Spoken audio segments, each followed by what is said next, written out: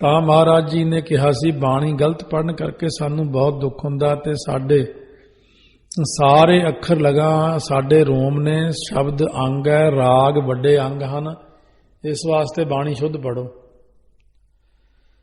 ਤਾਂ ਭਾਈ ਦਇਆ ਸਿੰਘ ਜੀ ਨੇ ਬੇਨਤੀ ਕੀਤੀ ਕਿ ਮਹਾਰਾਜ ਜੀ ਆਪ ਕਿਰਪਾ ਕਰਕੇ ਸਿੱਖਾਂ ਨੂੰ ਅਰਥ ਸੁਣਾਓ। ਮਹਾਰਾਜ ਨੇ ਕਿਹਾ ਸੀ, ਹੁਣ ਤਾਂ ਜੰਗ ਕਰ ਰਹੇ ਹਾਂ, ਜਦੋਂ ਜੰਗ ਤੋਂ ਵਿਹਲੇ ਹੋਵਾਂਗੇ ਉਦੋਂ ਅਰਥ ਸੁਣਾਵਾਂਗੇ। ਹੁਣ ਆਪ ਜੀ ਸਾਰੇ ਜੰਗ ਸਮਾਪਤ ਕਰਕੇ ਸ੍ਰੀ ਦਮਦਮੇ ਸਾਹਿਬ ਆਏ ਹੋ ਜੀ, ਤੁਰਕ ਸਭ ਹਾਰ ਚੁੱਕੇ ਹਨ, ਕੋਈ ਚੜ੍ਹ ਕੇ ਨਹੀਂ ਆ ਰਿਹਾ, ਹੁਣ ਇੱਥੇ ਬੈਠ ਕੇ ਆਪ ਜੀ ਬਾਣੀ ਦੇ ਅਰਥ ਸੁਣਾਓ। ਤਾਂ ਫਿਰ ਮਹਾਰਾਜ ਨੇ ਧੀਰਮਲ ਦੇ ਪਾਸੋਂ ਸ੍ਰੀ ਕਰਤਾਰਪੁਰ ਸਾਹਿਬ ਵਾਲੀ ਬੀੜ ਲੈਣ ਵਾਸਤੇ 25 ਸਿੰਘ ਭੇਜੇ। ਉਸਨੇ ਜਵਾਬ ਦੇ ਦਿੱਤਾ, ਕਹਿੰਦਾ ਉਸੇ ਗਰਿਆਈ ਦੇ ਮਾਲਕ ਹਨ, ਪੰਜਵੇਂ ਪਾਤਸ਼ਾਹੀ ਦੇ ਸਰੂਪ ਹਨ, 10ਵੇਂ ਸਰੂਪ ਹੁਣ ਮੇਰੇ ਪਾਸੋਂ ਵੱਡਿਆਂ ਦੀ ਬਖਸ਼ਿਸ਼ ਕਿਉਂ ਮੰਗਦੇ ਹਨ? ਆਪ ਕਿਉਂ ਨਹੀਂ ਰਚ ਲੈਂਦੇ ਬਾਣੀ? ਆਪ ਸਮਰੱਥ ਹਨ, ਉਹ ਰੂਪ ਹਨ 10ਵੇਂ ਸਰੂਪ ਵਿੱਚ। ਸਿੰਘ ਵਾਪਸ ਖਾਲੀ ਆ ਗਏ ਤੇ ਸਭ ਕੁਝ ਮਹਾਰਾਜ ਜੀ ਨੂੰ ਸੁਣਾ ਦਿੱਤਾ। ਉਸ ਵੇਲੇ ਭਾਵੇਂ ਡਰੋਲੀ ਵਿੱਚ ਬੀੜ ਜੋ ਆਨੰਦ ਚੰਦ ਨੇ ਪੌਂਟੇ ਸਾਹਿਬ ਸਾਧਾਂ ਤੋਂ ਲਿਖਵਾ ਕੇ ਲਿਆਂਦੀ ਸੀ, ਉਹ ਬੀੜ ਮੰਗਵਾ ਸਕਦੇ ਸਨ ਅਤੇ ਹੋਰ ਵੀ ਕਈ ਬੰਨੋਂ ਦੇ ਸਰੂਪ ਸਨ। ਪਰ ਦਸ਼ਮੇਸ਼ ਜੀ ਨੇ ਵਿਚਾਰਿਆ, ਜੇ ਕੰਠੋਂ ਨਾ ਬਾਣੀ ਉਚਾਰੀ ਤਾਂ ਸਿੰਘਾਂ ਦੇ ਮਨ ਵਿੱਚ ਸ਼ੰਕਾ ਰਹੇਗੀ ਕਿ ਪਹਿਲੇ ਪਾਤਸ਼ਾਹੀ ਜੀ ਦੀ ਤਰ੍ਹਾਂ ਇਹ ਪੂਰਨ ਗੁਰੂ ਨਹੀਂ ਹਨ ਤੇ ਸ਼ਰਧਾ ਘਟ ਜਾਏਗੀ ਤੇ ਮੁਕਤ ਨਹੀਂ ਹੋਣਗੇ, ਕਿਉਂਕਿ ਜੇ ਸ਼ੰਕਾ ਹੋ ਜੇ ਗੁਰੂ ਤੇ ਫਿਰ ਮੁਕਤ ਨਹੀਂ ਹੁੰਦਾ, ਜਿੰਨਾ ਮਰਜ਼ੀ ਜ਼ੋਰ ਲਾ ਲਵੇ।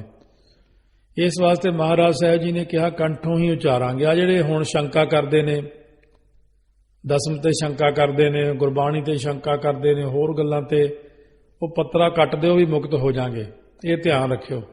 ਭਾਈ ਮਨੀ ਸਿੰਘ ਜੀ ਨੂੰ ਲਿਖਾਰੀ ਲਾ ਕੇ ਕੰਠੋਂ ਸਤਿਗੁਰੂ ਸਾਹਿਬ ਜੀ ਉਚਾਰਨ ਲੱਗੇ। ਕੰਠੋਂ ਸਾਰੀ ਬਾਣੀ ਇੱਕ ਓੰਕਾਰ ਤੋਂ 18, 10, 20 ਤੱਕ ਉਚਾਰਨ ਕੀਤੀ। 9ਵੇਂ ਪਾਤਸ਼ਾਹ ਜੀ ਦੀ ਬਾਣੀ ਦੇ 59 ਸ਼ਬਦ ਜਿਹੜੇ ਸਨ ਤੇ 56 ਸ਼ਲੋਕ ਤੇ ਇੱਕ ਆਪਣਾ ਸ਼ਲੋਕ, ਇਹ ਵੀ ਕੰਠੋਂ ਨਾਲ ਲਿਖਵਾਏ।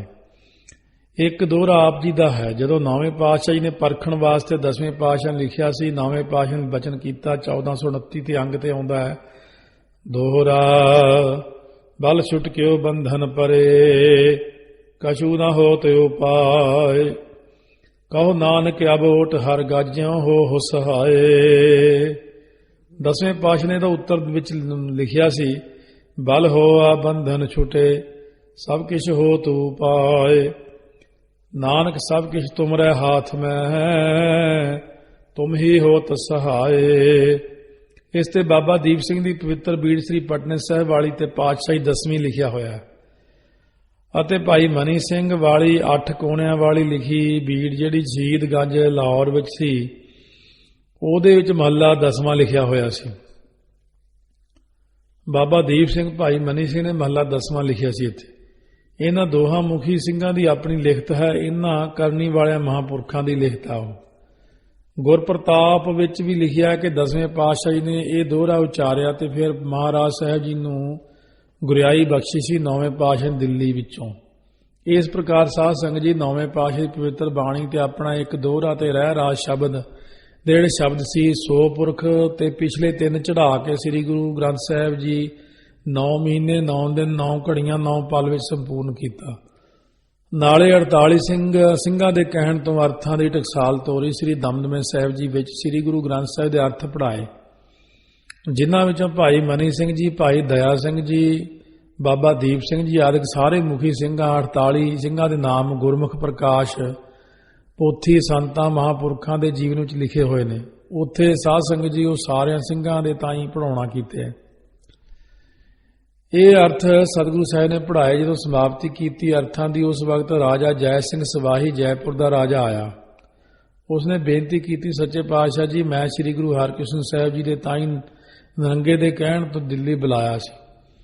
ਉੱਥੇ ਮਹਾਰਾਜ ਸਾਹਿਬ ਜੀ ਜੋਤੀ ਜੋਤ ਸਮਾ ਗਏ ਤੇ ਨਰੰਗੇ ਨੂੰ ਉਹਨਾਂ ਨੇ ਦਰਸ਼ਨ ਨਹੀਂ ਦਿੱਤੇ।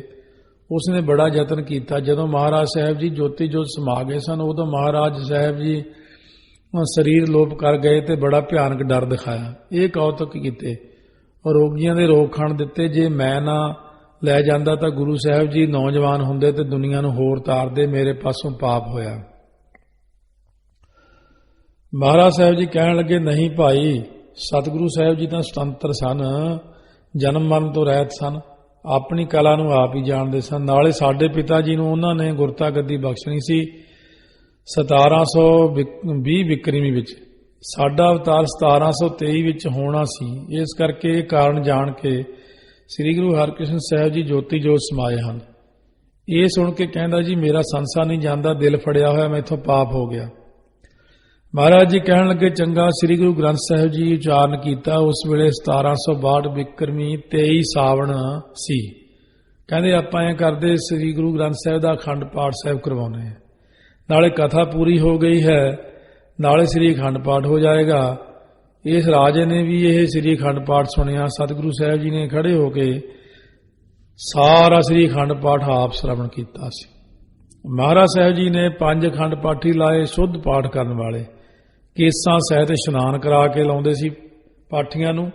5 ਸ੍ਰੀ ਜਪਜੀ ਸਾਹਿਬ ਤੇ ਲਾਏ ਸੀਗੇ, 5 ਧੂਪੀਏ ਲਾਏ ਸੀਗੇ, 5 ਪਹਿਰੇਦਾਰ, 5 ਲਾਂਗਰੀ ਲਾਏ। ਨਾਰੀਅਲ ਰੱਖਿਆ ਭੇਟਾ, ਦਰਸ਼ਨੀ ਭੇਟਾ ਮਾਇਆ ਰੱਖੀ, ਕੁੰਭ ਆਦਿ ਤੇ ਕੜਾਹ ਪ੍ਰਸ਼ਾਦ ਦੀ ਦੇਗ ਲਿਆ ਕੇ ਅਰਦਾਸ ਕਰਕੇ ਪਾਠ ਆਰੰਭ ਕਰਾਇਆ। ਪਾਠ ਕਰਨ ਲਈ ਰਾਤ ਨੂੰ ਘਿਓ ਦੀਆਂ ਜੋਤਾਂ ਜਗਾਈਆਂ। ਇਸ ਪ੍ਰਕਾਰ 25 ਸਿੰਘ ਲਾ ਕੇ ਸ੍ਰੀ ਅਖੰਡ ਪਾਠ ਕਰਾਇਆ। ਮਹਾਰਾਜ ਸਾਹਿਬ ਜੀ ਨੇ ਖੜਿਆਂ ਨੇ ਆਪ ਸਾਰਾ ਅਖੰਡ ਪਾਠ ਸੁਣਿਆ। ਇਸ਼ਨਾਨ ਵੇਲੇ ਖੜੇ ਹੀ ਆਪਣੇ ਉੱਤੇ ਜਲ ਪਵਾ ਲੈਂਦੇ ਸਨ। ਉਹ ਦੂਸਰੇ ਤੰਬੂ ਵਿੱਚ ਸਤਿਗੁਰੂ ਮਹਾਰਾਜ ਜੀ ਸਨ। ਉਦੋਂ ਨਾਲ ਲੱਗਮਾ ਤੰਬੂ ਸੀ ਵੀ। ਭੋਗ ਸਮੇਂ ਰਾਜਾ ਜੈ ਸਿੰਘ ਨੇ 1100 ਰੁਪਈਆ ਮਹਾਰਾਜ ਸਾਹਿਬ ਜੀ ਨਜ਼ਰ ਰੱਖਿਆ। ਮਹਾਰਾਜ ਸਾਹਿਬ ਨੇ ਉਸ ਵਕਤ ਲੰਗਰ ਕਰ ਦਿੱਤਾ ਤੇ ਕਿਹਾ ਜੈ ਸਿੰਘ ਸ਼ੰਕਾ ਨਾ ਕਰ, ਸਤਿਗੁਰੂ ਸਾਹਿਬ ਜੀ ਸੁਤੰਤਰ ਹਨ। ਉਸ ਵੇਲੇ ਜੈ ਸਿੰਘ ਤੇ ਬਖਸ਼ਿਸ਼ ਹੋਈ ਸੀ। ਇਹ ਸ੍ਰੀ ਅਖੰਡ ਪਾਠ 10ਵੇਂ ਪਾਤਸ਼ਾਹ ਨੇ ਸ੍ਰੀ ਦਮਦਮੇ ਸਾਹਿਬ ਪੂਰਨ ਸ੍ਰੀ ਗੁਰੂ ਗ੍ਰੰਥ ਸਾਹਿਬ ਜੀ ਉਚਾਰ ਕੇ ਆਪ ਸਾਰਾ ਸੁਣਿਆ। ਦੂਸਰੀ ਵਾਰ ਸ੍ਰੀ ਅਖੰਡ ਪਾਠ ਦੀ ਮਰਿਆਦਾ ਉੱਥੋਂ ਚੱਲੀ ਸੀ। ਸ੍ਰੀ ਹਜੂਰ ਸਾਹਿਬ ਸ੍ਰੀ ਗੁਰੂ ਗੋਬਿੰਦ ਸਿੰਘ ਜੀ ਜੰਗਾਂ ਯੁੱਧਾਂ ਤੋਂ ਵਿਹਲੇ ਹੋ ਕੇ ਸ੍ਰੀ ਦਮਦਮੇ ਸਾਹਿਬ ਸ੍ਰੀ ਗੁਰੂ ਗ੍ਰੰਥ ਸਾਹਿਬ ਜੀ ਲਿਖਾ ਕੇ ਕਥਾ ਕਰਕੇ ਅਰਥਾਂ ਦੀ ਟਕਸਾਲ ਚਲਾ ਕੇ ਸੰਗਤਾਂ ਨੂੰ ਤਾਰਦੇ ਹੋਏ ਮਾਲਵੇ ਦਾ ਕਾਲ ਕੱਢਦੇ ਹੋਏ 1764 ਬਿਕਰਮੀ ਵਿੱਚ ਦੱਖਣ ਵਿੱਚ ਪਹੁੰਚ ਕੇ ਗੁਰਦੁਆਰਾ ਹੀਰਾ ਘਾਟ ਵਾਲੀ ਜਗ੍ਹਾ ਡੇਰੇ ਲਾਏ। ਗੁਰਦੁਆਰਾ ਸ਼ਿਕਾਰ ਘਾਟ ਮੂਲੇ ਖੱਤਰੀ ਦਾ ਸਹੇ ਦੀ ਜੂਨ ਵਿੱਚ ਉਧਾਰ ਕੀਤਾ, ਜੋ ਇਕਰਾਰ ਸਿਆਲਕੋਟ ਵਿੱਚ ਪਹਿਲੇ ਸਰੂਪ ਵਿੱਚ ਕੀਤਾ ਸੀ। ਬੰਦੇ ਬਹਾਦਰ ਗੁਰਬਖਸ਼ ਸਿੰਘ ਨੂੰ ਸਿੰਘਾਂ ਦੇ ਨਾਲ ਪੰਜਾਬ ਬਦਲਾ ਲੈਣ ਵਾਸਤੇ ਜ਼ਾਲਮਾਂ ਨੂੰ ਨਾਸ ਕਰਨ ਵਾਸਤੇ ਭੇਜ ਦਿੱਤਾ ਤੇ ਨਗੀਨਾ ਘਾਟ ਵਾਲੀ ਜਗ੍ਹਾ ਦਿਖਾ ਕੇ ਮੋਹਰਾਂ ਵਿਛਾ ਕੇ ਖਰੀਦ ਲਈ। ਅਨੇਕਾਂ ਕਾਰਜ ਕੀਤੇ। ਸ੍ਰੀ ਲੋਹ ਪ੍ਰਕਾਸ਼ ਗ੍ਰੰਥ ਵਿੱਚ ਲਿਖਿਆ ਕਿ ਜੋ ਗੁਰਦੁਆਰਾ ਮਾਤਾ ਸਾਹਿਬ ਜੀ ਦਾ ਹੈ, ਸ੍ਰੀ ਦਸਮ ਗ੍ਰੰਥ ਸਾਹਿਬ ਜੀ ਇਸ ਜਗ੍ਹਾ ਲਿਖਾ ਕੇ ਸਿੰਘਾਂ ਨੂੰ ਅਰਥ ਸੁਣਾਏ। ਉੱਥੇ ਹੀ 1765 ਬਿਕਰਮੀ ਚ ਭਾਈ ਪਿਆਰੇ ਦਇਆ ਸਿੰਘ ਜੀ ਦੇ ਪੁੱਛਣ ਤੇ ਮਹਾਰਾਜ ਨੇ ਪਾਠਾਂ ਦੀ ਮਰਿਆਦਾ, ਸੰਸਕਾਰਾਂ ਆਦਿ ਦੀ ਮਰਿਆਦਾ, ਸਰੀਰਕ ਰੋਗਾਂ ਤੋਂ ਮੁਕਤੀ ਦੇ ਨਿਯਮ ਦੱਸੇ ਜੋ ਮੁਕਤ ਮਾਰਗ ਗ੍ਰੰਥ ਵਿੱਚ ਲਿਖੇ ਹੋਏ ਨੇ। ਸੋ ਇਹ ਚੀਜ਼ਾਂ ਬਾਰੇ ਆਮ ਲੋਕਾਂ ਨੂੰ ਜਾਂ ਸੰਗਤ ਨੂੰ ਇਹਨਾਂ ਗੱਲਾਂ ਦਾ ਨਹੀਂ ਪਤਾ ਕਿ ਇਹ ਦਸਮ ਗ੍ਰੰਥ ਦਾ ਸਰੂਪ ਕਿੱਥੇ ਉਚਾਰਨ ਕੀਤਾ। ਇਹ ਸਾਰਾ ਮਹਾਂਪੁਰਖਾਂ ਨੇ ਇੱਥੇ ਲਿਖਿਆ ਹੈ। ਇਹ ਜਿਹੜੀ ਪਾਠਾਂ ਦੀ ਮਰਿਆਦਾ, ਕਈ ਕਹਿੰਦੇ ਸੰਪਟ ਪਾਠ ਕਿੱਥੋਂ ਚਲੇ, ਉਦੋਂ 10ਵੇਂ ਪਾਤਸ਼ਾਹ ਨੇ ਸੰਪਟ ਪਾਠ ਬਾਰੇ ਵੀ ਜ਼ਿਕਰ ਕੀਤਾ ਸੀ। ਸੰਸਕਾਰ ਵੀ, ਮਰਿਆਦਾ ਵੀ, ਸਰੀਰਕ ਰੋਗਾਂ ਤੋਂ ਮੁਕਤੀ ਵੀ। ਇਹ ਮੁਕਤ ਮਾਰਗ ਜਿਹੜਾ ਗ੍ਰੰਥ ਹੈ, ਇਹਦੇ ਵਿੱਚ ਕਿਹੜੇ ਸ਼ਬਦ ਨਾਲ ਕਿਹੜਾ ਲਾਭ ਹੁੰਦਾ ਆਪਾਂ ਨੂੰ, ਮੁਕਤ ਮਾਰਗ ਤੇ ਥੋੜਾ ਰੌਲਾ ਵੀ ਪਿਆ ਸੀ। ਇਸ ਕਰਕੇ ਬਹੁਤ ਸਾਰੇ ਜਿਹੜੇ ਅਣਜਾਣ ਜੇ ਲੋਕ ਨੇ ਉਹ ਆਪਣਾ ਰੌਲਾ ਪਾ ਲੈ, ਇਹ ਸ਼ਬਦਾਂ ਦੇ ਉੱਤੇ ਨਹੀਂ ਐਂ ਕਰਨਾ ਚਾਹੀਦਾ, ਇਹ ਨਹੀਂ ਹੋਣਾ ਚਾਹੀਦਾ। ਸੋ ਇਹਦੇ ਨਾਲ ਸਾਧ ਸੰਗਤ ਜੀ, ਫਿਰ ਜੇ ਆਪਾਂ ਸੰਗਤ ਨੂੰ ਨਹੀਂ ਦੱਸਦੇ ਕੁਝ, ਫਿਰ ਸੰਗਤ ਕਿਤੇ ਹੋਰ ਹੀ ਤੁਰ ਪੈਂਦੀ ਹੈ। ਫਿਰ ਰੋਣ ਲੱਗ ਜਾਂਦੇ ਨੇ, ਹੁਣ ਸੰਗਤ ਕਿਤੇ ਹੋਰ ਤੁਰ ਗਈ। ਆਪਣੀ ਸੰਗਤ ਨੂੰ ਆਪ ਹੀ ਸੰਭਾਲੋ ਤੇ ਇਹਨਾਂ ਨੂੰ ਦੱਸੋ ਗੁਰੂ ਘਰ 'ਚ ਹੀ ਸਾਰਾ ਕੁਝ ਹੈ। ਸੋ ਮੇਰੀ ਵੈਸੇ ਇਹੀ ਰਾਏ ਹੁੰਦੀ ਕਿ ਜਪਜੀ ਸਾਹਿਬ ਦੇ 25 ਪਾਠ ਰੋਜ਼ ਕਰੋ ਜਾਂ ਮੂਲ ਮੰਤਰ ਦਾ 1.25 ਲੱਖ ਪਾਠ ਕਰਵਾਈਦਾ। ਸਤਿਗੁਰੂ ਕਿਰਪਾ ਕਰਦੇ। ਹੁਣ ਬਾਣੀ ਤਾਂ ਪੜ੍ਹਨੀ ਕੋਈ ਗਿਣਤੀ ਰੱਖਣੀ ਹੁੰਦੀ ਆ। ਇਸ ਬਹਾਨੇ ਜਿਹੜੇ ਨਵੇਂ ਜਗਿਆਸੂ ਨੇ ਉਹ ਲੱਗ ਵੀ ਜਾਂਦੇ ਨੇ। ਮਹਾਰਾਜ ਨੇ ਅਨੇਕਾਂ ਕੌਤਕ ਕੀਤੇ। ਫਿਰ ਮਹਾਰਾਜ ਨੇ ਲੰਗਰ ਸ਼ੁਰੂ ਕਰ ਦਿੱਤਾ ਤੇ ਕੱਤਕ ਵਦੀ ਮੱਸਿਆ ਸੰਮਤ 1765 ਬਿਕਰਮੀ ਨੂੰ ਆਪ ਨੇ ਸ੍ਰੀ ਤਖਤ ਸਾਹਿਬ ਜੀ ਵਾਲੀ ਜਗ੍ਹਾ ਤੇ ਸ੍ਰੀ ਅਖੰਡ ਪਾਠ ਪ੍ਰਾਰੰਭ ਕਰਾਇਆ।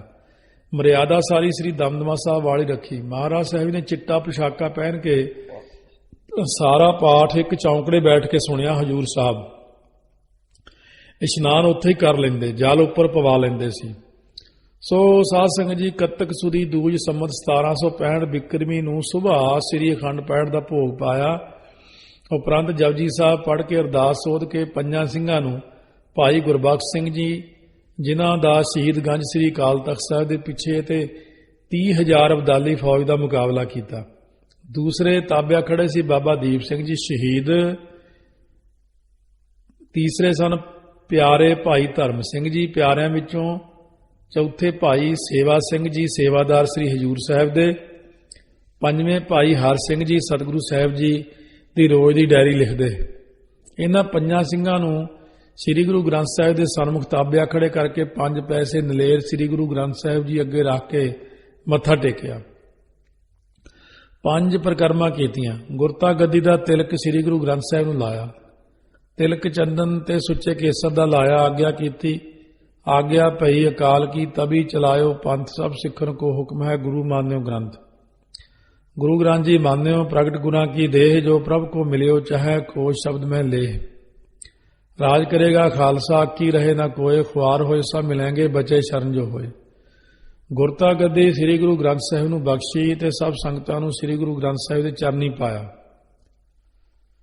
ਫਿਰ ਕੜਾਹ ਪ੍ਰਸ਼ਾਦ ਵਰਤਾਇਆ ਤੇ 3 ਦਿਨਾਂ ਤੱਕ ਲੰਗਰ ਇੱਕ ਰਸ ਸ਼ੁਰੂ ਕੀਤਾ। ਫਿਰ ਆਪ ਜੀ ਕੱਤਕ ਸੁਦੀ ਪੰਚਵੀਂ ਸੰਮਤ 1765 ਬਿਕਰਮੀ ਜੋਤੀ ਜੋਤ ਸਮਾਏ। ਇਹ ਸ੍ਰੀ ਅਖੰਡ ਪਾਠ ਦੀ ਮਰਿਆਦਾ ਪੁਜਾਰੀ ਸ੍ਰੀ ਹਜੂਰ ਸਾਹਿਬ ਵਾਲੇ ਭਾਈ ਮਾਨ ਸਿੰਘ ਜੀ ਅਤੇ ਬਾਬਾ ਮਿੱਤ ਸਿੰਘ ਜੀ ਨਿਹੰਗ ਸਿੰਘ ਗੁਰਦੁਆਰਾ ਮਾਤਾ ਸਾਹਿਬ ਜੀ ਵਾਲੇ ਸੁਣਾਇਆ ਕਰਦੇ ਸਨ। ਸੋ ਸ੍ਰੀ ਅਖੰਡ ਪਾਠ ਸਧਾਰਨ ਪਾਠਾਂ ਦੀ ਮਰਿਆਦਾ ਸਤਿਗੁਰਾਂ ਨੇ ਆਪ ਹੀ ਚਲਾਈ ਹੈ। ਚੌਥਾ ਸਿੰਘਾਂ ਅੰਦਰ ਸ੍ਰੀ ਅਖੰਡ ਪਾਠ। ਸ੍ਰੀ ਅਖੰਡ ਪਾਠਾਂ ਦੀ ਮਰਿਆਦਾ ਸਤਿਗੁਰੂ ਸਾਹਿਬ ਨੇ ਆਪ ਚਲਾਈ, ਤਾਂ ਹੀ ਫਿਰ ਸਿੰਘਾਂ ਅੰਦਰ ਇਹ ਰਿਵਾਜ ਪਿਆ ਸੀ। ਤਵਾਰੀਖਾਂ ਦੇ ਅੰਦਰ ਲਿਖਿਆ ਹੋਇਆ ਕਿ ਜਦੋਂ ਬਿਪਤਾ ਪੈਂਦੀ ਸੀ, ਔਂਕੜ ਪੈਂਦੀ ਸੀ, ਜੰਗਲਾਂ 'ਚ ਰਹਿੰਦੇ ਸੀ, ਉਦੋਂ ਜਦੋਂ ਮੋਰਚਾ ਲਾਉਣਾ ਹੁੰਦਾ ਸੀ ਉਸ ਵੇਲੇ ਸਿੰਘਾਂ ਨੇ ਜੰਗਲਾਂ ਵਿੱਚੋਂ ਇਕੱਠੇ ਹੋ ਕੇ ਸਾਰਿਆਂ ਨੇ ਇਕੱਤਰ ਹੋ ਕੇ 3 ਦਿਨਾਂ ਵਿੱਚ ਸ੍ਰੀ ਅਖੰਡ ਪਾਠ ਸਾਹਿਬ ਪ੍ਰੇਮ ਨਾਲ ਕਰਨਾ ਤੇ ਸੁਣਨਾ, ਫਿਰ ਸ਼ਹੀਦੀਆਂ ਪਾਉਣੀਆਂ। ਇਉਂ ਵੱਡੀਆਂ ਵੱਡੀਆਂ ਕੁਰਬਾਨੀਆਂ ਕਰਨ ਵਾਲੇ ਸਿੰਘ ਅਖੰਡ ਪਾਠ ਕਰਕੇ ਫਿਰ ਕਰਦੇ ਤੇ ਕਰਾਉਂਦੇ ਰਹੇ, ਫਿਰ ਸ਼ਹੀਦੀਆਂ ਪਾਉਂਦੇ ਰਹੇ। ਜਦੋਂ 18,000 ਲੜਕੀਆਂ ਤੁਰਕਾਂ ਪਾਸੋਂ ਸਿੰਘਾਂ ਨੇ ਬੱਲੋਕੇ ਤੋਂ ਛੁਡਾਈਆਂ ਸੀ, ਉਸ ਵਕਤ ਵੀ ਸਿੰਘ ਸ੍ਰੀ ਅਖੰਡ ਪਾਠ ਕਰਕੇ ਆਏ ਸਨ। ਇਹ ਤਵਾਰੀਖਾਂ ਵਿੱਚ ਮਰਿਆਦਾ ਆਉਂਦੀ ਹੈ। ਇਉਂ ਸ੍ਰੀ ਅਖੰਡ ਪਾਠਾਂ ਦੀ ਮਰਿਆਦਾ ਸਤਿਗੁਰਾਂ ਨੇ ਆਪ ਤੋਰੀ ਤੇ ਸਿੱਖ ਸੰਗਤਾਂ ਵਿੱਚ ਚੱਲੀ ਆਉਂਦੀ ਹੈ। ਪੰਜਵਾਂ ਸੰਮਤ 1809 ਬਿਕਰਮੀ ਵਿੱਚ ਜਸਪਤ ਖੱਤਰੀ ਦੀ ਮੌਤ ਕਰਕੇ ਉਸ ਦਾ ਵੈਰ ਲੈਣ ਵਾਸਤੇ ਲੱਖੂ ਨੇ ਖਾਲਸੇ ਚੜ੍ਹਾਈ ਕੀਤੀ। ਖਾਲਸੇ ਨਾਲ ਜੰਗ ਹੋਇਆ। ਫਤਿਹ ਕਰਕੇ ਫਿਰ ਕਾਹਨੂੰਵਾਨ ਦੇ ਛੰਭ ਵਿੱਚ ਸਿੰਘਾਂ ਨੇ ਸ੍ਰੀ ਅਖੰਡ ਪਾਠ ਕੀਤਾ। ਬੀਬੀ ਸੁੰਦਰੀ ਜੀ ਦੇ ਕਹਿਣ ਤੇ ਉਸ ਦੇ ਅੰਤ ਸਮੇਂ ਜਦੋਂ ਉਸ ਨੂੰ ਜੰਗ ਵਿੱਚ ਜ਼ਖਮ ਲੱਗੇ ਸਨ, ਸੋ ਸ੍ਰੀ ਗੁਰੂ ਗ੍ਰੰਥ ਸਾਹਿਬ ਦਾ ਪਵਿੱਤਰ ਅਖੰਡ ਪਾਠ 16 ਪਹਿਰੇ ਸਾਰਾ ਸੁਣਾਇਆ। ਜਦੋਂ ਭੋਗ ਦੇ ਪੱਤਰੇ ਨੇੜੇ ਆ ਗਏ ਤਾਂ ਖਾਲਸੇ ਨੇ ਦੀਵਾਨ ਲਾਇਆ। ਪਹਿਲਾਂ ਸਾਰਿਆਂ ਨੇ ਰਲ ਕੇ ਸ਼ਬਦ ਪੜ੍ਹੇ, ਕੀਰਤਨ ਕੀਤਾ, ਫਿਰ ਭੋਗ ਪਾਇਆ। ਆਨੰਦ ਸਾਹਿਬ ਪੜ੍ਹਿਆ, ਅਰਦਾਸ ਕਰਕੇ ਸ੍ਰੀ ਮੁਖ ਵਾਕ ਸੁਣ ਕੇ ਕੜਾਹ ਪ੍ਰਸ਼ਾਦ ਸੰਗਤ 'ਚ ਵਰਤਾਇਆ। ਬੀਬੀ ਸੁੰਦਰ ਕੌਰ ਨੇ ਵੀ ਪ੍ਰੇਮ ਨਾਲ ਛਕਿਆ। ਅਕਾਲ ਪੁਰਖ ਦਾ ਜਸ ਕਰਦੀ ਹੋਈ ਸਭ ਸਿੰਘਾਂ ਨੂੰ ਫਤਿਹ ਬੁਲਾ ਕੇ ਸੱਚਖੰਡ ਜਾ ਬਰਾਜੀ। ਸ੍ਰੀ ਅਖੰਡ ਪਾਠ ਦੀ ਮਰਿਆਦਾ। ਸਭ ਤੋਂ ਪਹਿਲਾਂ ਜਿਸ ਜਗ੍ਹਾ ਅਖੰਡ ਪਾਠ ਜਾਂ ਕੋਈ ਪਾਠ ਰੱਖਣਾ ਹੋਵੇ, ਉਹ ਜਗ੍ਹਾ ਸਾਫ਼, ਹਵਾਦਾਰ, ਖੁੱਲ੍ਹੀ ਹੋਵੇ ਤੇ ਰੌਸ਼ਨੀ ਆ ਸਕਦੀ ਹੋਵੇ। ਫਿਰ ਕਮਰੇ ਨੂੰ ਸਾਫ਼ ਕੀਤਾ ਜਾਏ, ਹੇਠੋਂ ਉੱਤੋਂ ਚਾਰੋਂ ਪਾਸਿਓਂ। ਫਿਰ ਸਤਿਗੁਰਾਂ ਸਿੱਖਾਂ ਭਗਤਾਂ ਦੀਆਂ ਫੋਟੋ ਲਾ ਕੇ ਸਜਾਵਟ ਕੀਤੀ ਜਾਵੇ, ਮਾਹੌਲ ਉਹੋ ਜਿਹਾ ਬਣ ਜਾਂਦਾ ਹੈ। ਹੋਰ ਸੁੰਦਰ ਵਸਤਰ ਆਦਿ ਵੀ ਲਾਏ ਜਾ ਸਕਦੇ ਨੇ। ਫਿਰ ਸੁੰਦਰ ਚੰਦੂਆ ਤਾਣਿਆ ਜਾਏ, ਵਿਛਾਈ ਸੁੰਦਰ ਤੇ ਨਰਮ ਹੋਵੇ। ਜਿਸ ਜਗ੍ਹਾ ਮਹਾਰਾਜ ਸਾਹਿਬ ਦਾ ਪ੍ਰਕਾਸ਼ ਕਰਨਾ ਹੋਵੇ, ਵਿਛਾਈ ਕਰਕੇ ਤੇ ਮੰਜੀ ਸਾਹਿਬ ਥੱਲੇ ਇੱਕ ਬਸਤਰ ਜ਼ਿਆਦਾ ਵਿਛਾਇਆ ਜਾਵੇ। ਪਾਠੀ ਸਿੰਘਾਂ ਦੇ ਥੱਲੇ ਇੱਕ ਬਸਤਰ ਘੱਟ ਹੋਣਾ ਚਾਹੀਦਾ। ਮਹਾਰਾਜ ਸਾਹਿਬ ਜੀ ਦਾ ਸਰੂਪ ਲਿਆਉਣ ਵਕਤ ਘੱਟ ਤੋਂ ਘੱਟ 5 ਸਿੰਘ ਜ਼ਰੂਰ ਹੋਣ। ਜੇ ਗੁਰਦੁਆਰੇ ਤੋਂ ਲਿਆਉਣਾ ਹੋਵੇ, ਸਭ ਪੈਰਾਂ ਤੋਂ ਨੰਗੇ ਹੋਣ। ਪਾਣੀ ਅੱਗੇ ਛਿੜਕ ਦੇ ਉੱਪਰ ਚੌਰ ਕਰਦੇ ਸ਼ਬਦ ਪੜ੍ਹਦੇ ਹੋਏ ਮਹਾਰਾਜ ਸਾਹਿਬ ਦਾ ਸਰੂਪ ਲਿਆਉਣਾ। ਲਿਆ ਕੇ ਮੰਜੀ ਸਾਹਿਬ ਤੇ ਵਿਛਾਈ ਤੇ ਪ੍ਰਕਾਸ਼ ਕਰਨਾ। ਸ੍ਰੀ ਜਪਜੀ ਸਾਹਿਬ ਵੀ ਜ਼ਰੂਰ ਪ੍ਰਕਾਸ਼ ਕਰਨਾ ਤੇ ਚਾਣਨੀ ਦੇ ਥੱਲੇ ਪ੍ਰਕਾਸ਼ ਹੋਣ। ਉਸ ਕਮਰੇ ਅੰਦਰ ਮੰਜਾ ਆਦਿ ਡਾਹਿਆ ਜਾਏ।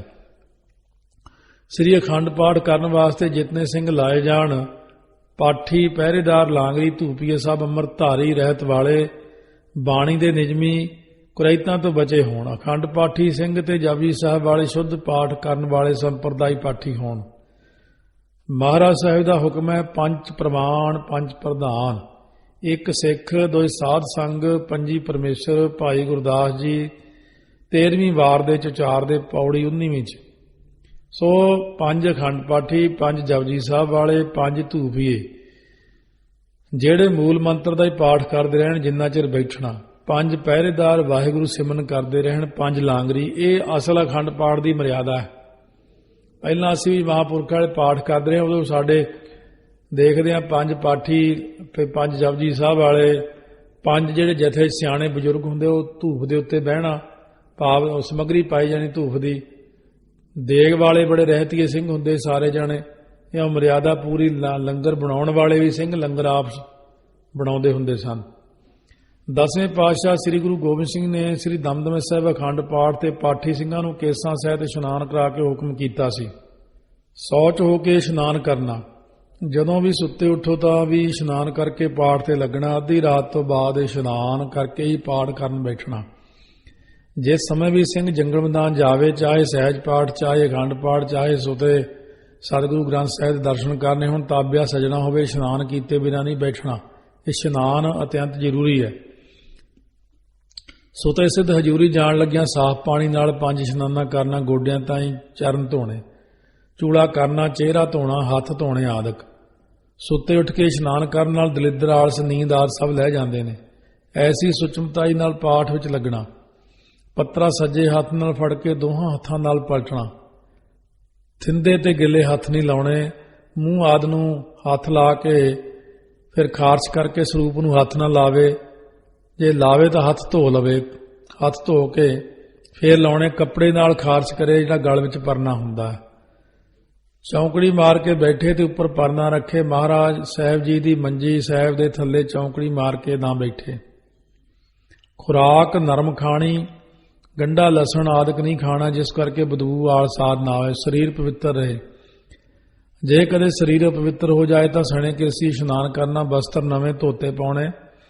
ਜਪਜੀ ਸਾਹਿਬ ਦਾ ਪਾਠ ਕਰਕੇ ਅਰਦਾਸ ਕਰਕੇ ਫਿਰ ਤਾਬਿਆ ਜਾਣਾ ਹੈ।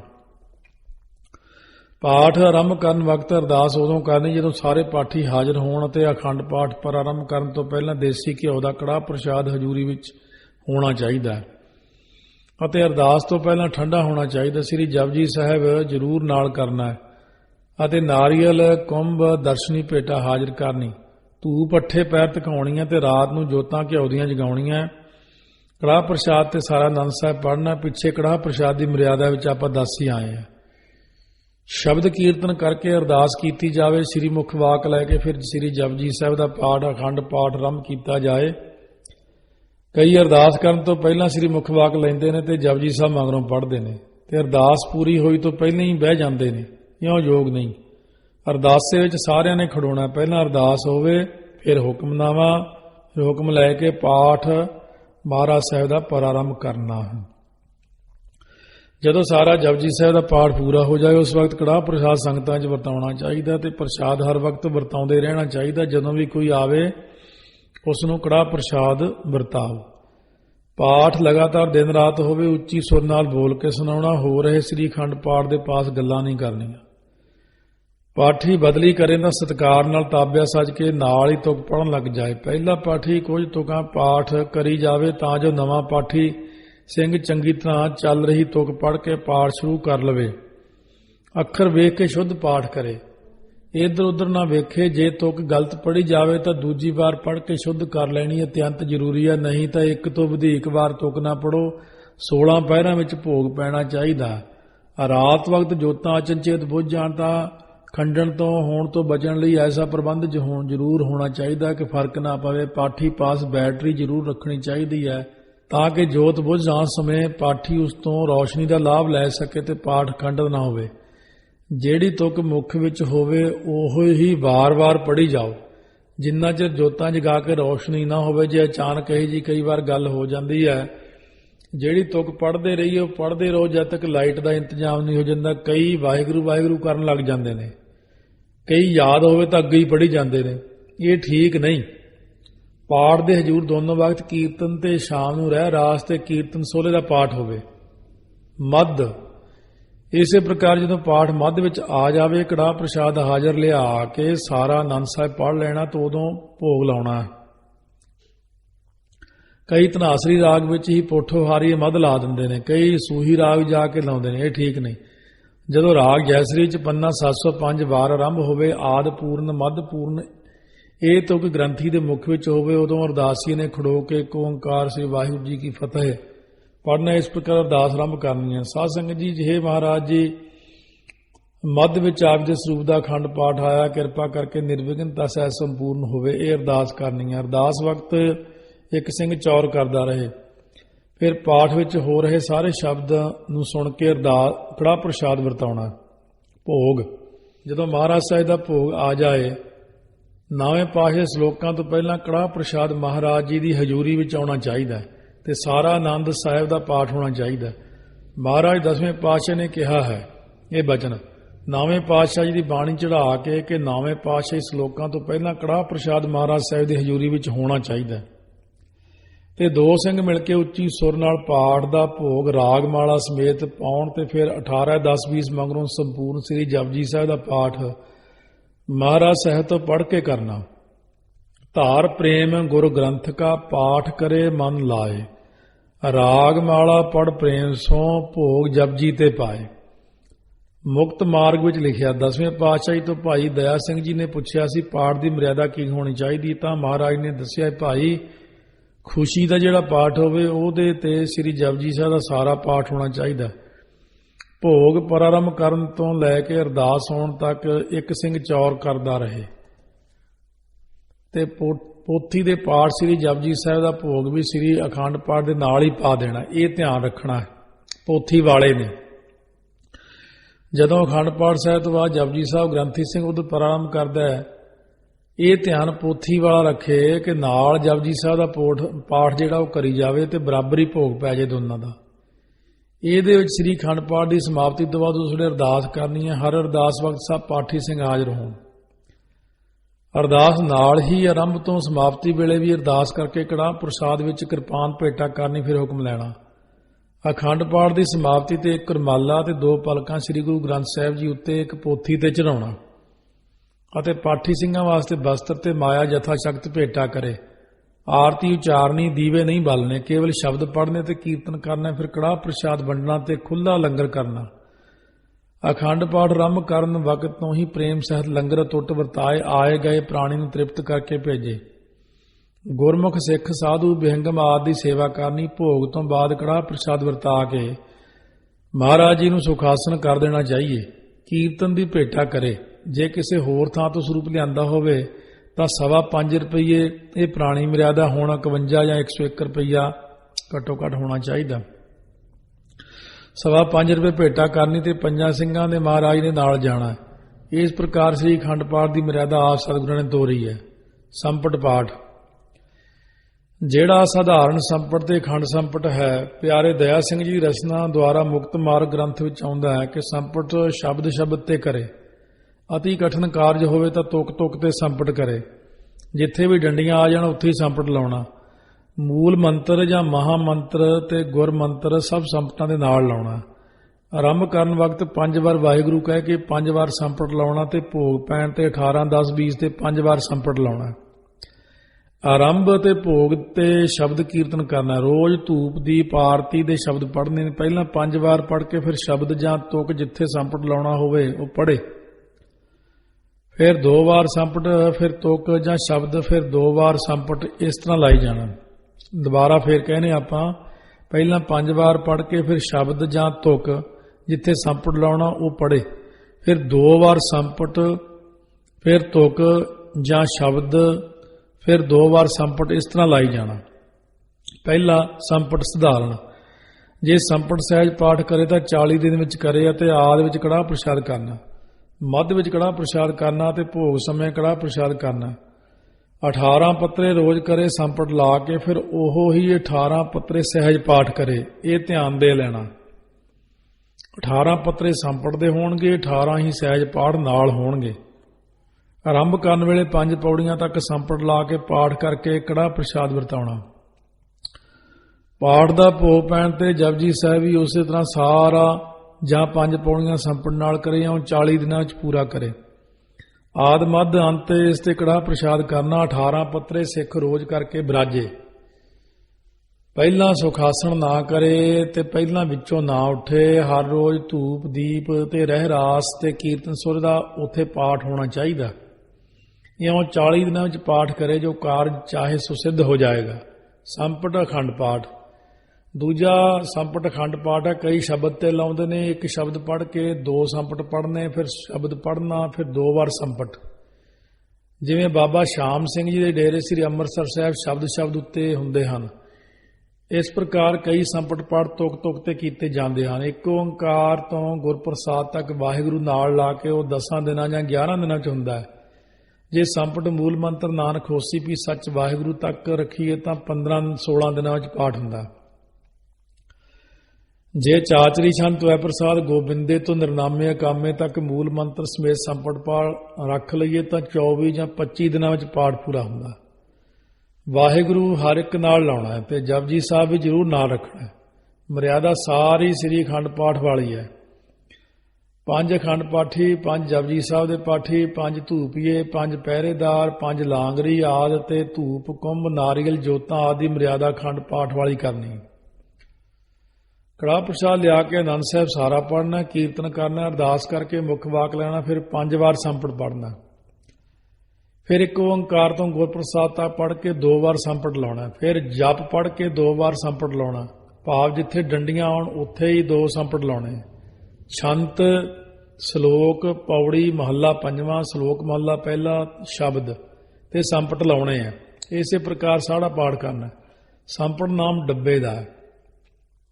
ਸੋ ਹਰ ਇੱਕ ਪੰਕਤੀ ਦੇ ਬਾਅਦ 2 ਸੰਪਟ ਪੜ੍ਹਨ ਦਾ ਮਤਲਬ ਹੈ ਇੱਕ ਸੰਪਟ ਪਿਛਲੀ ਪੰਕਤੀ ਦਾ ਤੇ ਦੂਸਰਾ ਅਗਲੀ ਪੰਕਤੀ ਦਾ। ਇਸ ਤਰ੍ਹਾਂ ਸਭ ਪੰਕਤੀਆਂ ਸੰਪਟ ਵਿੱਚ ਆ ਜਾਂਦੀਆਂ ਨੇ। ਜਪਜੀ ਸਾਹਿਬ ਦਾ ਪਾਠ ਸੰਪਟ ਹੋ ਜਾਣ ਤੇ ਕੜਾਹ ਪ੍ਰਸ਼ਾਦ ਵਰਤਾਏ। ਫਿਰ ਹਰ ਰੋਜ਼ ਕੜਾਹ ਪ੍ਰਸ਼ਾਦ ਕਰਨਾ। ਸੰਪਟ ਪਾਠ ਵਿੱਚ ਹਰ ਰੋਜ਼ ਕੜਾਹ ਪ੍ਰਸ਼ਾਦ ਬਣਦਾ ਹੈ। ਰਾਤ ਨੂੰ ਜੋਤਾਂ ਘਿਓ ਦੀਆਂ ਜਗਾਉਣੀਆਂ ਤੇ ਫੁੱਲ ਆਦਿ ਚੜਾਉਣੇ ਤੇ ਮੱਧ ਜਿਸ ਵਕਤ ਆਵੇ ਉਦੋਂ ਵੱਖਰਾ ਕੜਾਹ ਪ੍ਰਸ਼ਾਦ ਕਰਕੇ ਮੱਧ ਦਾ ਭੋਗ ਲਾਉਣਾ ਤੇ ਭੋਗ ਵਕਤ ਪ੍ਰਸ਼ਾਦ 9ਵੇਂ ਪਾਤਸ਼ਾਹੀ ਸ਼ਲੋਕਾਂ ਤੋਂ ਪਹਿਲਾਂ ਆ ਜਾਵੇ ਤੇ ਸੰਪਟ ਨਾਲ ਹੀ 18, 10, 20 ਤੱਕ ਸਾਰਾ ਭੋਗ ਪਾ ਕੇ ਤੇ ਫਿਰ 5 ਵਾਰ ਸੰਪਟ ਪੜ੍ਹ ਕੇ ਸਾਰਾ ਜਪਜੀ ਸਾਹਿਬ ਦੁਬਾਰਾ ਸੰਪਟ ਨਾਲ ਪੜ੍ਹਨਾ ਤੇ ਫਿਰ ਅਰਦਾਸ ਕਰਕੇ ਆਰਤੀ ਦੇ ਸ਼ਬਦ ਕੀਰਤਨ ਆਦਿ ਕਰਕੇ ਕੜਾਹ ਪ੍ਰਸ਼ਾਦ ਵਰਤਾਉਣਾ। ਪਾਠੀ ਸਿੰਘਾਂ ਵਾਸਤੇ ਬਸਤਰ ਜਥਾ ਸ਼ਕਤ ਮਾਇਆ ਮਹਾਰਾਜ ਦੀ ਭੇਟਾ ਕਰੇ। ਤ੍ਰਿਭਾਵਲੀ ਕੜਾਹ ਪ੍ਰਸ਼ਾਦ ਸਿੱਖਾਂ ਨੂੰ ਛਕਾਵੇ ਲੰਗਰ ਕਰਨਾ। ਸੰਪਟ ਅਖੰਡ ਪਾਠ ਕਰਕੇ ਫਿਰ ਸ੍ਰੀ ਅਖੰਡ ਪਾਠ ਕਰਨਾ ਪੈਂਦਾ। ਅਸੀਂ ਇੱਕੋ ਵਾਰ ਮਹਾਂਪੁਰਖਾਂ ਨਾਲ ਕੀਤਾ ਸੀ। 1975 ਦੀ ਗੱਲ ਆ। ਉਦੋਂ ਦਾਸ ਜਪਜੀ ਸਾਹਿਬ ਦਾ ਪਾਠੀ ਸੀ ਕਾਨਪੁਰ। ਸੰਤ ਬਾਬਾ ਕਰਤਾਰ ਸਿੰਘ ਜੀ ਠੱਠੇ ਟਿੱਬੇ ਵਾਲਿਆਂ ਮਹਾਂਪੁਰਖਾਂ ਦੇ ਸ਼ਰਧਾਲੂ ਸਨ। ਉਦੋਂ ਅਸੀਂ ਕਾਨਪੁਰ ਜਾ ਕੇ ਇਹ ਪਾਠ ਕੀਤਾ ਸੀ। ਮੈਨੂੰ ਯਾਦ ਹੈ ਪਹਿਲਾਂ ਸੰਪਟ ਪਾਠ ਫਿਰ ਅਖੰਡ ਪਾਠ ਬਾਅਦ ਵਿੱਚ ਕਰਵਾਇਆ ਸੀ। ਸ੍ਰੀ ਸੰਪਟ ਪਾਠ ਅਖੰਡ ਪਾਠ ਨੂੰ ਨਾਲ ਲੈ ਕੇ ਸੰਪਟ ਤੋਂ ਬਿਨਾਂ ਸਿੱਧਾ ਕਰਨਾ ਹੈ। ਇਸੇ ਤਰ੍ਹਾਂ ਸਹਿਜ ਸੰਪਟ ਮਗਰੋਂ ਸਹਿਜ ਪਾਠ ਕਰਨਾ ਵੀ ਜ਼ਰੂਰੀ ਹੈ। ਕਈ ਲੋਕ ਵੈਸੇ ਹੀ ਕਰੀ ਜਾਂਦੇ ਨੇ ਕਿਉਂਕਿ ਅੱਜ ਕੱਲ੍ਹ ਹੋ ਗਿਆ ਪੈਸੇ ਦਾ ਵੀ ਆਹ ਚੀਜ਼ ਨਾਲ ਪੈਸੇ ਜ਼ਿਆਦਾ ਬਣਦੇ ਨੇ, ਆਹ ਚੀਜ਼ ਨਾਲ ਮਰਿਆਦਾ ਪਤਾ ਹੀ ਨਹੀਂ ਹੁੰਦੀ। ਤੇ ਮਰਿਆਦਾ ਤੁਹਾਨੂੰ ਤਾਂ ਸੁਣਾ ਰਹੇ ਸੰਗਤ ਨੂੰ ਜੇ ਤੁਹਾਨੂੰ ਪਤਾ ਹੋਊ ਤਾਂ ਤੁਹਾਨੂੰ ਪਾਠੀ ਵੀ ਡਰਨਗੇ ਵੀ ਇਹਨਾਂ ਨੂੰ ਸਾਰਾ ਪਤਾ ਹੈ। ਨਹੀਂ ਤਾਂ ਗੁੰਮਰਾਹ ਕਰਨ ਵਾਲੀ ਬਹੁਤ ਬਥੇਰੇ ਬੈਠੇ ਲੋਕ ਗਲਤ ਕਿਸਮ ਦੇ ਵੀ ਬੈਠੇ ਆ। ਕਈ ਉਹੀ ਤੁਰ ਕੇ ਬਾਹਰਲੇ ਦੇਸ਼ਾਂ ਦੇਖਿਆ ਇੱਧਰ ਕੁਛ ਹੋਰ ਕਰਦੇ, ਉੱਧਰ ਜਾ ਕੇ ਕੁੜਤੇ ਪਜਾਮੇ ਪਾ ਕੇ ਪਾਠੀ ਬਣੇ ਵੀ ਸਾਨੂੰ ਮਰਿਆਦਾ ਆਉਂਦੀ ਹੈ। ਇਸ ਤਰ੍ਹਾਂ ਘਰਦਿਆਂ ਨੂੰ ਵੀ ਥੋੜਾ ਨੁਕਸਾਨ ਹੁੰਦਾ ਤੇ ਫਿਰ ਪਾਠੀ ਸਿੰਘ ਤਾਂ ਵਿਚਾਰਾ ਬਸ ਪੈਸੇ ਨੂੰ ਹੀ ਪਾਠੀ ਬਣਿਆ, ਉਹ ਵੱਖਰਾ ਪਾਠੀ ਹੈ। ਅਸਲ ਵਿੱਚ ਪਾਠੀ ਹੋਵੇ ਮਰਿਆਦਾ ਵਾਲਾ, ਪਾਠ ਸਿੱਖਿਆ ਹੋਵੇ ਤਾਂ ਹੀ ਕਿਰਪਾ ਹੁੰਦੀ ਹੈ। ਇਸ ਪ੍ਰਕਾਰ ਸਾਧ ਸੰਗਤ ਜੀ ਮਰਿਆਦਾ ਭਾਈ ਦਇਆ ਸਿੰਘ ਦੇ ਰਾਹੀਂ ਚੱਲੀ ਹੈ। ਮੁਕਤ ਮਾਰਗ ਗ੍ਰੰਥ 'ਚ ਲਿਖੀ ਹੋਈ ਹੈ। ਇਉਂ ਇਹ ਸੰਗਤਾਂ 'ਚ ਪਾਠਾਂ ਦੀ ਮਰਿਆਦਾ ਪ੍ਰਚਲਿਤ ਹੋਈ ਹੈ। ਇਹ ਕੋਈ ਆਪਣੀ ਨਹੀਂ ਹੈ ਜੋ ਕਈ ਸਤਿਗੁਰਾਂ ਵੱਲੋਂ ਤੇ ਗੁਰਮੁਖ ਸਿੰਘਾਂ ਵੱਲੋਂ ਪ੍ਰਚਲਿਤ ਹੋਈਆਂ ਨੇ। ਸਤਿਗੁਰੂ ਸਾਹਿਬ ਦੇ ਨਿਕਟ ਵਰਤੀਆਂ ਵੱਲੋਂ ਮਰਿਆਦਾਵਾਂ ਪ੍ਰਾਰੰਭ ਕੀਤੀਆਂ ਨੇ। ਉਹ ਆਪ ਹੀ ਦੇ ਪਾਸ ਅਰਜ਼ ਕਰ ਦਿੱਤੀ ਸਾਰੇ।